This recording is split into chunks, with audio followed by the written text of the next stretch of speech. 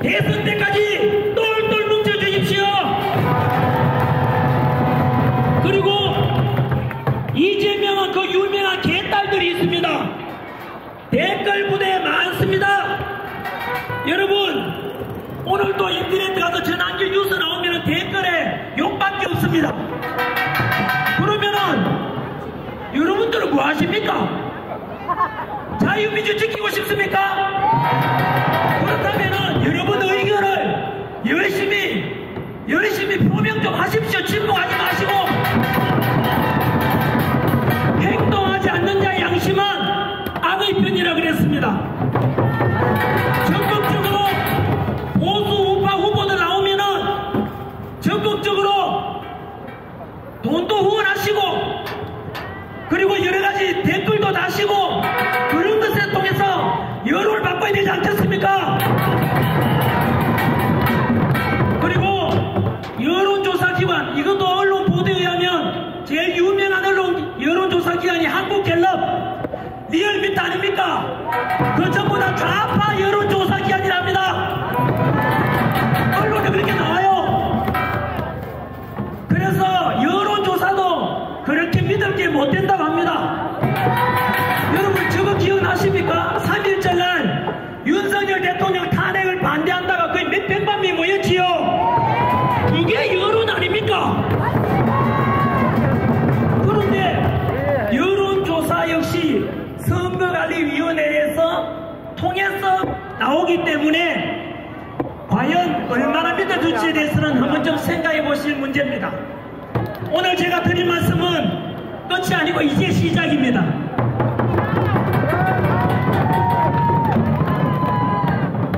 자, 6월 3일 대통령 선거, 21대 대통령 선거는 그 후보가 그 후보 아니냐, 그 놈이 그 놈 아니냐, 그냥 놀러가다 무관심하다, 그 놈이나 되나 내 놈이나 뭐 똑같은 거 아닌가 라고 생각할지 몰라도, 여러분, 다가오는 6월 3일 대통령 선거는 대한민국에서 마지막 치러질 대통령 선거가 될 수도 있습니다. 무슨 말인가? 그 놈이 아니고 이번에 다가올 대선은 자유민주주의를 수호하느냐 아니면 대한민국이 무너지느냐의 선거가 될 수 있습니다. 한마디로 한 번만 더 생각해 보십시오. 윤석열 대통령 탄핵 사유가 뭐였다고요? 자유민주주의를 수호하고자 한미일 동맹을 강화하고 가치 외교라는 명목하에 북한과 중국과 러시아를 적대시한 것이 1차 탄핵안의 사유였다고요. 결국은 자유민주주의를 지키고자 하는 사람을 탄핵시켰다 이 뜻입니다. 그 탄핵을 주고 있는 세력들은 반국가 세력 아닙니까? 북한하고 중국하고 친해라면 이거 반국가 세력 아닙니까? 그래서 다가올 6월 3일 대통령 선거는 바로 체제전쟁 선거입니다. 윤석열 대통령은 대통령이기 때문에 우리보다 훨씬 더 많은 고급 정보를 가지고 있었을 겁니다. 국정원도 좌파들한테 장악당하고, 사법부도 우리법연구회와 우리국제인권연구회 같은 좌파들한테 장악당하고, 언론도 이미 좌파들이 다 장악했지 않습니까? 그래서 대통령은 이거 큰일이다, 그래서 비상기업이라도 선포해가지고라도 이걸 바로 잡아야 되겠다, 자유민주 지켜야 되겠다 했지 않습니까? 그만큼 현재 우리 대한민국은 알게 모르게 제2의 홍콩이 돼가고 있고, 제2의 티벳이 되고, 제2의 신장 위구르 지역이 돼가고 있습니다. 대통령의 비상기업 선포 이유 중에 하나가 반국가 세력 척결하기 위한 것이고, 두 번째가 하이브리드 전쟁이라고 말씀하셨던 거 기억하십니까? 도대체 무슨 말이냐? 또 다른 말로 체제 전쟁이라고 부릅니다. 초한전이라 부르기도 합니다. 무슨 말씀이마니, 현재 우리나라는 중국의 속국이 되어가고 있습니다. 야, 전환길, 정거돼봐라. 그렇게 중국이 우리나라에 우리나라를 지배하고 우리가 중국의 속국이 돼가고 있다고? 제2의 홍콩이 돼가고 있다고? 첫 번째 증거 바로 이거는 제가 이유도 안 나오는데 최근 뉴스만 말씀드릴까요? 서해안에 중국이 설치한 인공구조물 설치됐던 거 뉴스 봤습니까? 가로 100m, 세로 80m, 높이 50m짜리 거대한 인공구조물이 중국과 우리나라 사이에 있는 잠정수역에 설치를 했어요. 야, 이거 왜 이래 설치하냐 물으니까 중국에서 말하기를 그거 양식장, 양어장 설치다라고 했습니다. 여러분, 이미 중국은 이번 서해안뿐만 아니라 남중국해에 설치된 걸 보면 처음에는 그랬는데 알고 보니까 군사기지였습니다. 한 번 더 말씀드립니다. 우리나라 서해안에 잠정수역 안에 중국이 인공구조물을 설치했다고요? 그러면 왜 설치했겠습니까? 거기에 양식장, 양어장이 아니라 미사일 기지가 설치된다는 뜻입니다. 시간이 다 됐어요? 저는 상관없습니다. 기차 안 타고 가도 됩니다. 고향 왔는데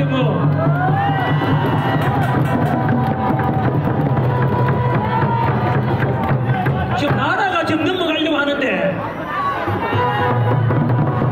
여러분, 인공구조물 설치했다면 그것이 바로 그냥 스스로에 한번 물러보십시오. 그러면 여러분, 중국이 뭐로 설치했겠습니까? 우리나라 침략하겠다는 뜻입니다. 미사일 기지 설치해가지고. 그래서 그러면 우리가 뭐 해야 됩니까? 중국에다 항의해야 되겠죠. 그래도 철수하지 않으면 우리도 같이 설치해야 되겠죠. 민주당에서는 침묵하고 있습니다. 뿐만 아닙니다. 작년에 이제 재작년이 되었지요. 현재 제가 말씀드리고자 하는 주제는 중국이 얼마나 우리나라를 지금 식민지화하고 우리나라를 침략하려고 하는지를 제가 증거를 7개를 대드릴 겁니다. 이게 바로 체제전쟁이라 해서 지난길 뭘 침략하냐 임마 우리가 뭘 중국한테 뭘 키냐라고 하는데, 산술적으로 중국 인구가 우리보다 몇 배 많은지 아세요? 우리나라가 5천만, 중국은 15억, 30배 많습니다. 30배. 국토 면적은 남한의 95배가 넓어요. 거꾸로 말하면 중국은 그 중국인들이 볼 때 우리 남한은 100분의 1밖에 안 되는 땅덩어리야. 중국 역사책에 뭐라고 배우는지 아세요? 원래부터 코리아는 중국의 속국이었다라고 가르칩니다. 그래서 중국은 우리나라를 결국은 잡아먹으려고 하는 것이 속속 드러나고 있는 게, 첫 번째가 바로 체제전쟁의 첫 번째가 정치적인 친중 정치인을 침투시키는 겁니다. 우크라이나, 러시아처럼 그런 군사적으로 쳐들어오는 게 아니고 미군이 주둔하고 있으니까 군사적으로 못 쳐들어오니까 첫 번째는 친중 정치인을 자금을 대주든 어쨌든 간에 만들어낸다는 뜻입니다. 여러분, 친중 정치인은 과연 어느 당에 많이 있는지 잘 보면 압니다.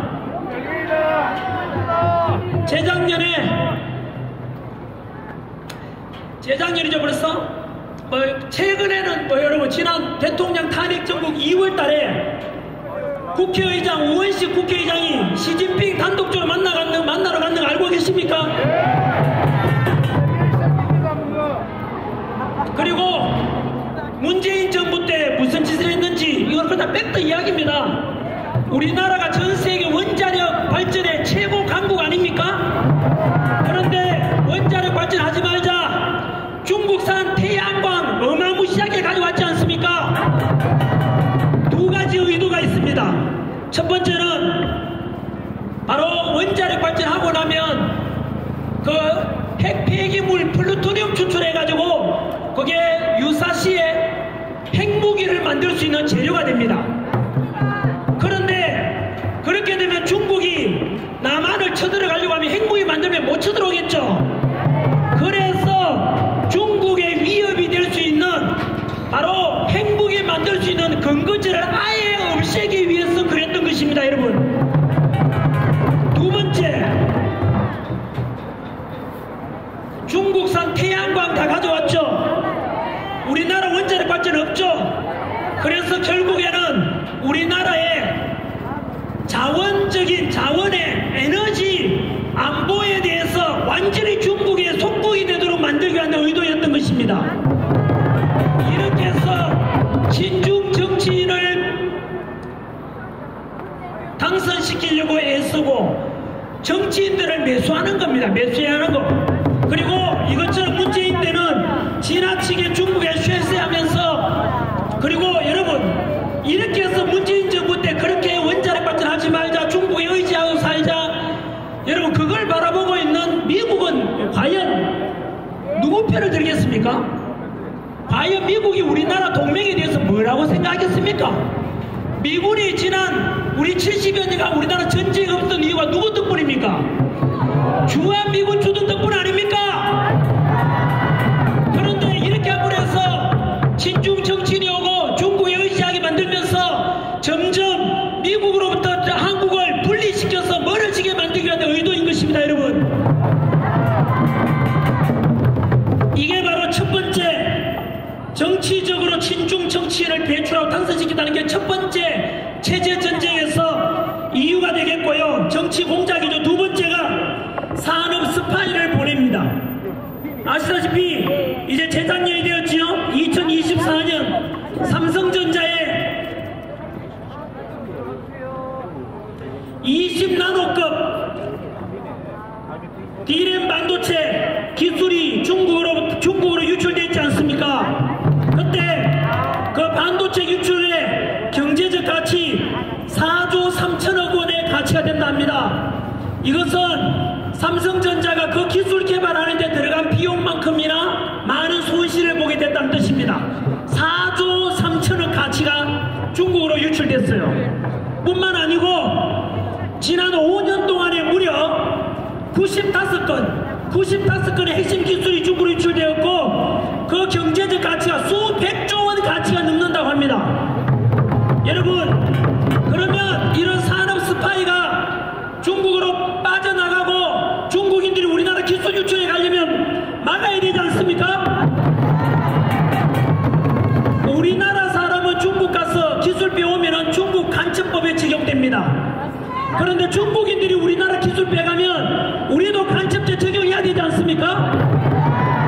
근데 그 중국인들도 간첩죄 적용해서는 우리가 뭐 석유 한 방울 납니까? 지하자원 납니까? 이거 기술 없으면 우리 망하는 거 아닙니까?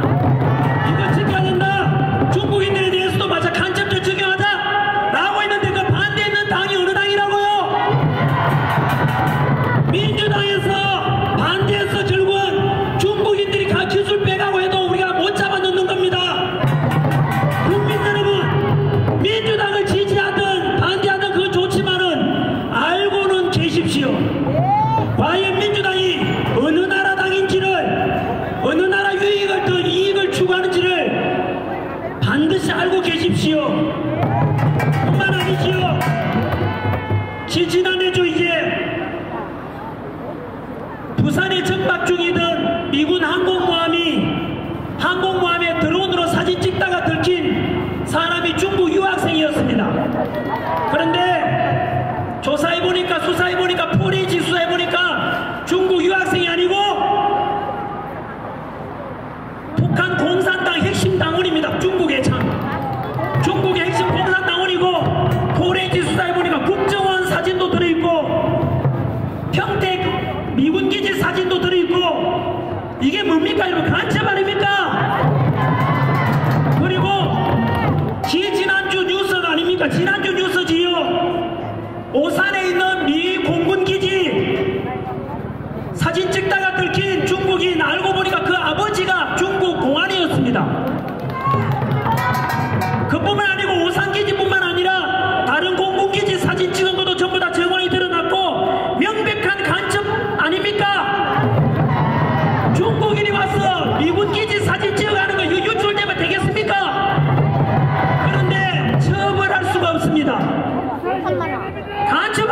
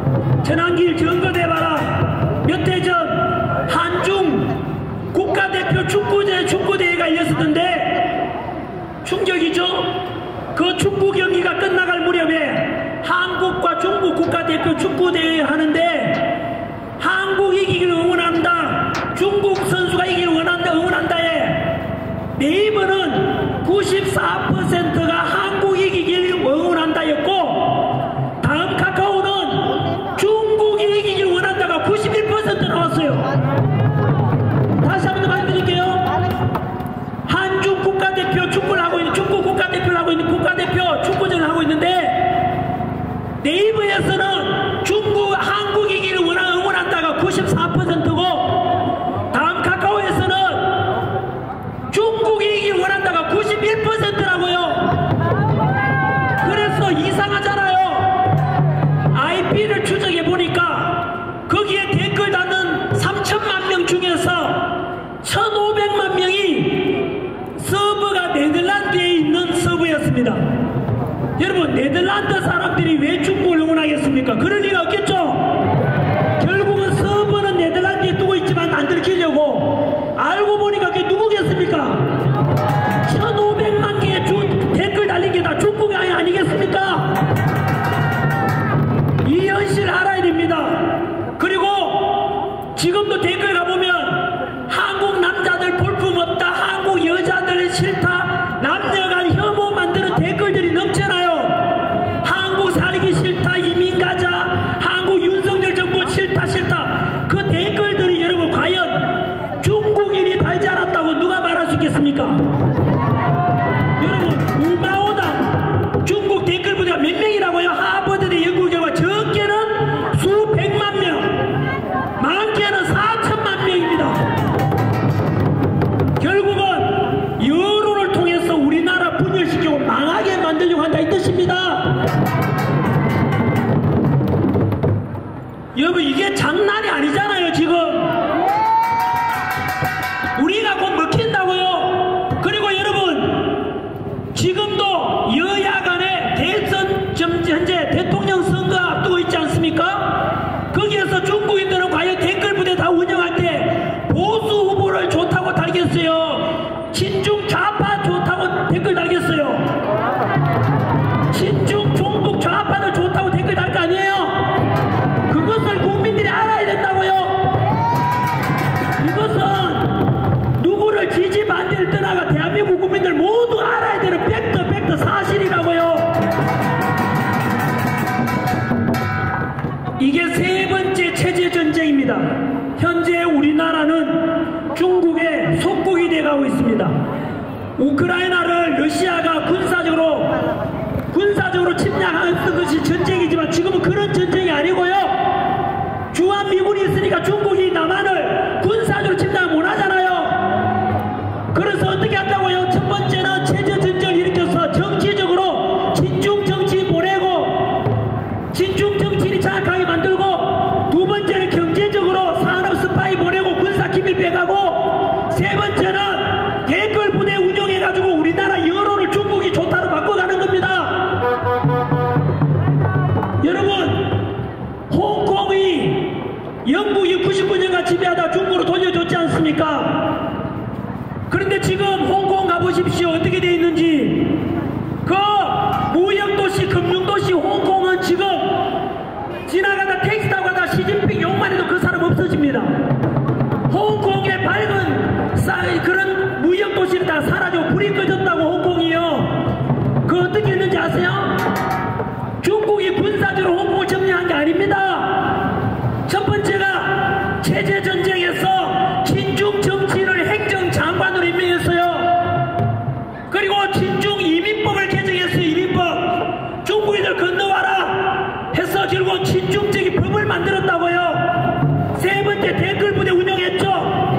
그러다가 결국은 뒤늦게서야 홍콩 사람들이 야이쿠 큰일 났다, 노란 우산 들고 수십만 명이 2015년도에 시위했지만 이미 늦었죠. 끝났습니다. 홍콩이 이미 끝났다고요. 홍콩뿐만 아닙니다. 티베트 지역, 신장 위구르 지역 기억나십니까? 그 지역의 불교가 지금 스님들, 전국의 교회 목사님들, 성당의 신부님들, 절의 스님들 알고는 어디 계십니까? 우리나라 중국에 속국이 되어가고 중국에 종교가 있습니까? 없습니까? 북한에 종교 있습니까? 없습니까? 없습니다. 정신 똑바로 차려야 됩니다. 티베트 신장 위구르 지게 어떻게 했는지 아세요? 첫 번째, 중국인들 이미 보냈습니다. 신장 위구르지에 몇 명 보냈는지 아세요? 1700만 명 집어넣었어요. 1700만. 우리한테는 우아하지만 중국은 인구가 15억이니까 1700만은 아무것도 아니야. 그래 집어넣어가지고 투표해버리니까 결국 뭐가죠? 중국인들이 결국 신장 위구르 다 점령해버린 거예요. 그리고 불교 사원 다 불태워버렸잖아요. 혹시나 이 중에 예수 믿는 분, 부처님 믿는 분들, 성모 마리아 믿고 하는 성당 다니는 분들 똑바로 정신 차리십시오. 뭐잖아, 우리나라도 중국의 속국이 돼가고 그렇게 되면 모든 교회, 템플, 사원, 성당 다 사라집니다. 전환길이가 주장하는 게 뭔데요? 제 기억나십니까? 1, 2월 달에 제가 아스팔트 나온 이유가 뭔데요? 전환길이가 돈 잘 벌고 인기 많고 역사 가르치다가 왜 나왔는데요? 단순히 윤석열 대통령만 시키자고 나온 거 아닙니다. 우리나라가 제2의 홍콩이 되고 이 자유민주주의가 무너진다고요. 우리나라가 우리 할아버지, 할머니, 아버지, 어머니 세대 못 먹고 자식 교육시키고 뻘뻘 따먹여 일하고 희생한 덕분에, 그리고 이승만 대통령, 한미동맹, 박정희 대통령, 산업화, 그 경제성장 덕분에 대한민국이 보다시피 이렇게 먹고 살만한 됐지 않습니까? 이렇게 된 나라. 하지만 저는 이미 작년 제 영상에 있습니다. 유튜브 가보면 대한민국 무너진다고. 저는 그때 이미 알았습니다. 역사 강사이기 때문에 과거를 알면 지금을 이해할 수 있고 지금을 이해하면 앞날을 예측할 수 있기 때문입니다. 이미 우리나라의 정치인들 중에 상당수가 중국의 쇠세 무조건 들어가라 해서 현재 우리나라의 의료보험제도, 교육도 마찬가지로 명문대 가기가 우리나라 학생보다 중국 학생이 훨씬 더 가기 좋도록 되어 있습니다. 여러분, 현재 우리나라에 저는 중국을 무조건 중국만 싫다 그런 뜻이 아니고요. 뭘 하자고요? 여러분, 우리나라 내 친구가, 와이프가 인도네시아 여자입니다. 인도네시아 사람 우리나라 많이 오죠. 베트남 사람 많이 오죠. 네팔 사람 많이 오죠. 태국 사람 많이 오죠. 무서워요, 안 무서워요? 안 무섭죠? 왜요? 그 나라가 우리나라를 군사적으로, 영토적으로 점령할 그런 목적, 욕심 있습니까? 없습니까? 없잖아요. 그런데 중국은 아까 뭐 한다고요? 중국인들이 단순히 오는 게 문제가 되는 게 아니고 정치적으로 우리나라를 친중 정치인 배치하고 친중적인 법을 만들고, 아까 원자력 발전 다 없애니까 문재인 정부 때 이야기해드렸잖아요. 중국산 태양광 가져온다 그랬잖아요. 중국인들 우리나라 산업 스파이 보내고 군사 기밀, 산업 기밀, 첨단 기술 유출한다 그랬잖아요. 서해안에 인공구조물 설치하잖아요. 우리나라 침략하겠다는 뜻 아닙니까? 여론조사 우마오당 4천만 명 동원한다 그랬잖아요. 태국 사람들, 베트남 사람들 그런 안 하잖아요. 그게 중국과 다른 나라의 차이다 이 말이에요. 그러면 여러분, 이렇게 해서 지금 대한민국은 이제 마무리 짓겠습니다. 행진도 해야 된다니까. 이렇게 대한민국은 정치적으로, 경제적으로, 사회적으로 중국의 속국이 돼가고 있다는 뜻입니다. 이미 중국의 미사일이 안 날아올 뿐이지 이미 우리나라 안에서는 몸이 썩어가고 있어요. 암 말기가 돼가고 있다고요. 마지막 기회가 뭔지 아십니까? 이번 6월 3일 대통령 선거에서 친중 정치인이 당선되면 우리나라는 끝난다 이 말이에요. 여러분, 매점 찍겠습니다. 2030 청년 여러분, 여러분들이 살아갈 대한민국 아닙니까? 다가올 6월 3일 대선은 그놈이 그놈이다, 아무나 찍으면 되지, 그게 아닙니다. 대한민국을 자유민주주의를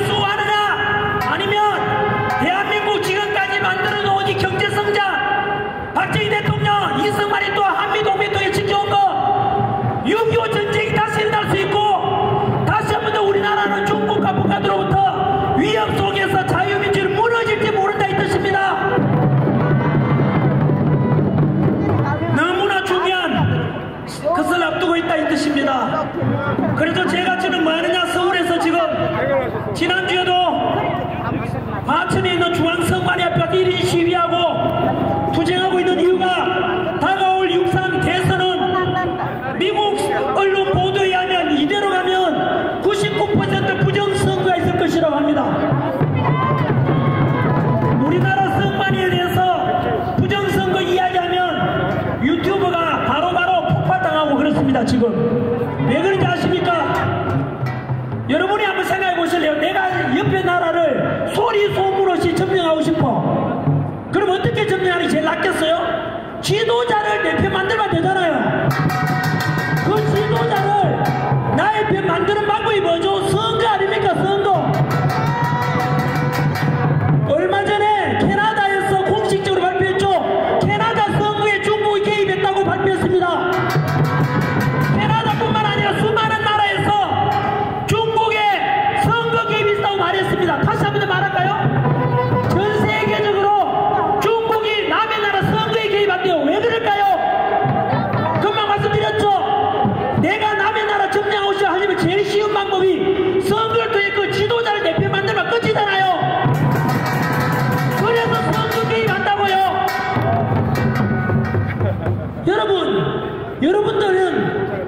여러분들이 착하고 선하다고 남들도 다 선하다고 생각하면 착각이에요. 남들은 선거를 조작해서라도 자기 원하는 후보를 당선시키려고 하는 거예요. 현재 여러분 부정선거 이야기만 꺼내면 전환기를 음모론자다 하는데 분명히 말씀드릴게요. 음모론자 하는 사람은 개무식한 사람입니다. 저는 굉장히 부정선거에 대해서 공부를 많이 하고 검색해 보십시오. 공병호 TV, 이영도 PD 검색해 보시면 통계로도 다 보여줍니다. 전산 조작에 의해서 이거는 선관위에서 발표한 겁니다. 선관위에서 발표한 자료라면 지난 총선 때 작년입니다. 사전 투표에서 당일 투표는 이겼는데 사전 투표에서 민주당에 이겨서 당선된 사람이 53명입니다. 지금 의혹이 제일 많은 게 당일 투표가 아니고 사전 투표입니다. 사전 투표. 그래서 선관위 현재 남은 날은 대통령 선거는 40일 앞으로 다가왔고 이제는 선거법 개정이 힘들어요. 그래서 선관위에다가 규칙만이라도 개정해달라고 사전 투표에 대해서 충격적인 말씀드릴까요? 야, 사전 투표가 당일 투표가 똑같은 거 아니야? 당신이 몰라서 그런 거야. 당일 투표는 투표 용지에